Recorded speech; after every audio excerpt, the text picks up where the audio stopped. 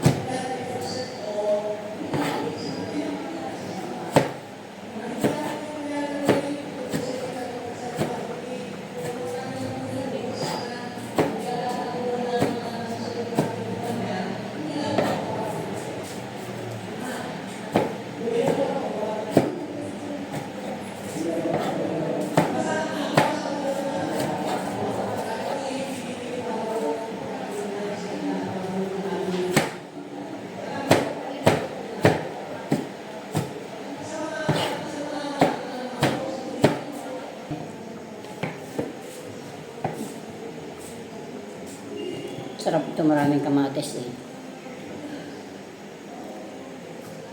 Pag ako'y nagigisa ng sardinas, hindi ko sinasabawan. Ang dinadamihan ko ang kamatis. Ang lapot, ang sarap. Pag sinabawan mo kasi wala nang lasa na. Alam mo lang bata ko yung sarili, ang kamatis na asiman. Ang aming bata ay ayaw din. Tsaka yung maasim, yung sinigang ayaw. Tapos adobo, daalatan ayaw din. Pag binot mo na lang ng isang palatong kanin, ubos kanin lamang, kahit biluhin mo, bilog-bilog. Ano ang ulam? Oo, tao nun na kanin, kahit kanin lang. Kaya hindi ka mamumroblema sa pang-ulam sa bata ngayon. May papi ka na. Ang sanay siya simula yung pagka-baby, bulang na nakalbasa, nalalasalaan niya asin at saka luya. Doon siya sanay sa lasang gayon. Yun na ang kanyang pang-ulam lagi. Basta asin at luya lang ang kanyang sinanay na malalasahan ng kanyang bibig. Kaya nyo naman sinigang. Ayaw? Nakakasiman nga siya. Bata ko yung gusto ng sinigang. Tapos pag pinakain mo ng adobo, medyo maalat, ayaw din, iniluluwa. Maasim at maalat, ayaw. Basta bulang lang, ayan, mga bulang lang na gulay. Hindi ko nagluluto yung tabukod. Laging may gulay sa kanya, pinagugulay na kanya.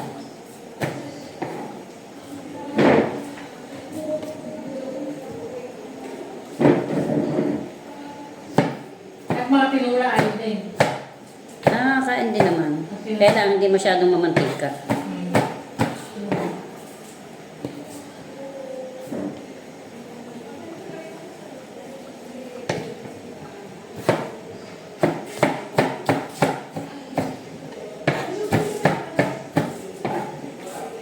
Tayo po'y magluluto ng ginisang upo. Ang walang katapusang ginisang upo. Ang upo, ang pinakamagalang na gulay. Ayan o. Yan ho ay 3 upo na malalaki. Ito ang ating sasahog. Yan. Ano yan? Tapos yan. Yan.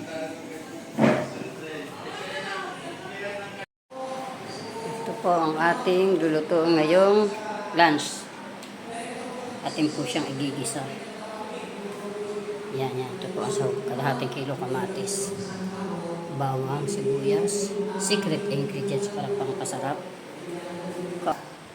Whoop! Yan po. Tayo po ay mag-uumpisa ng magluto.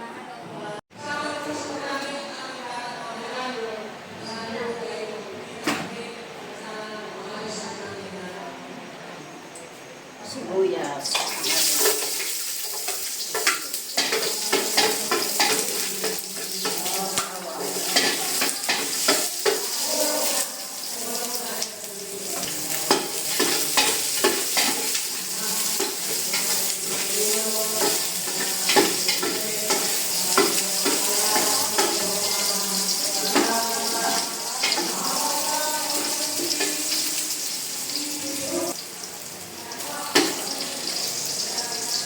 Kamatis.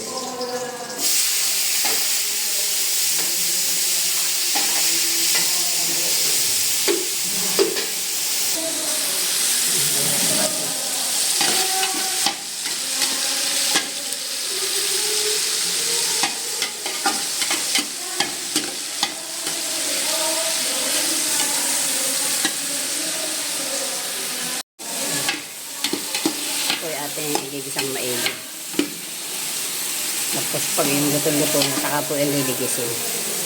Hindi po pwedeng ligisin na hindi pa masyadong luto ang kamatis. Gawa ng aasim siya, yung parang ang asim niya parang hilaw. Yung hindi siya naluto. Hindi masarap. Ito naman ang ating isusunod. Pag isang kamatis. Liligisin natin para kasama sa ano. Natin ang upo. Yan o. Ganyan kadami guys tayo kung magluto. Gawa ng ang ating kapitbahay ay madami. Kailangan kasama din sila lahat dito para lahat ay mabusog, lahat ay happy. Walang magugutom. Pag ang isa ay busog, lahat ay busog. Pag ang isa ay gutom, gutom na rin lahat. Kaya kailangan kasama natin lahat sila sa hirap at ginhawa, sa gutom at busog. Ayan.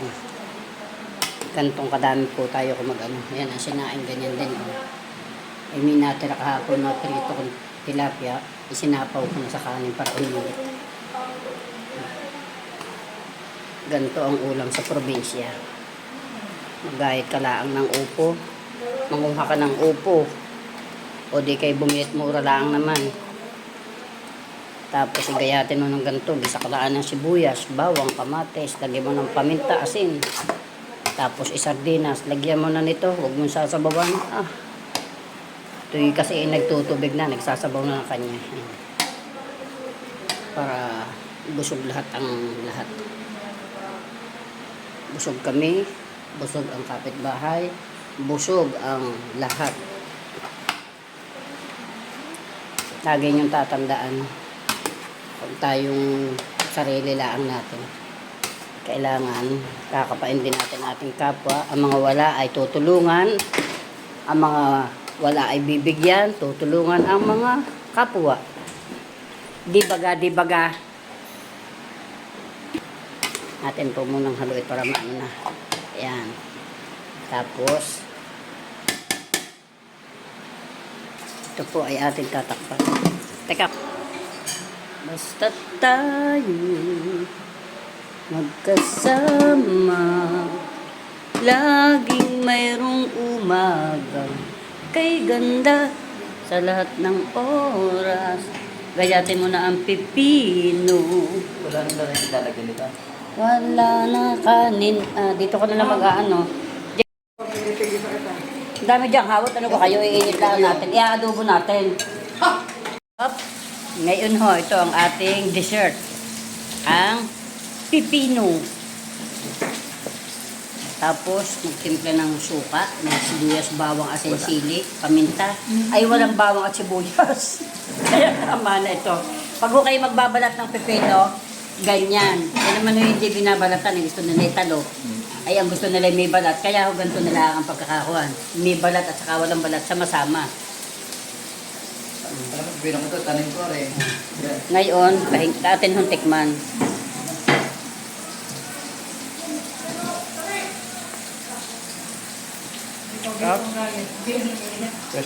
Yan. Itong tabilit na itong natira ng isang linggo pa. Nasa rin po, hindi man yan nasisira. Pagkagayon ho naka isang linggo, yung mga tira-tira, ay ang sarap ho niya. Dito ho sa amin sa probinsya, ganitong mga, hindi naman mahirap, hindi mayaman, sakto lamang. Ika nga hindi dukha. Magtitira ng kwan at isang linggo na, unti-untiin. Para ho hindi na ubos.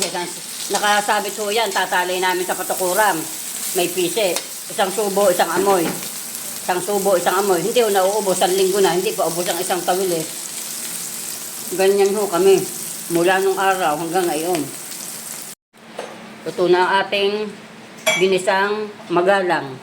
Ang upo. Ano, puta-putakin na.